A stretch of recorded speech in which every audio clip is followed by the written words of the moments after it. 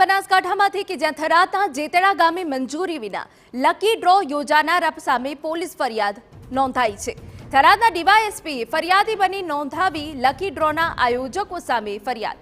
Lucky ડ્રોના 5 આયોજકો વિરુદ્ધ છેતરપિંડી સહિતની કલમ હેઠળ ગુનો નોંધાયો છે। 4 મહિના પહેલા ઇનામની લોભામણી જાહેરાત સાથે લકી ડ્રો યોજાયો હતો। ₹99ની ટિકિટમાં પ્રથમ ઇનામમાં સ્વિફ્ટ કાર આપવાની જાહેરાત કરી હતી। કાર સહિત 1111 ઇનામો લકી ડ્રોમાં રાખ્યા હતા।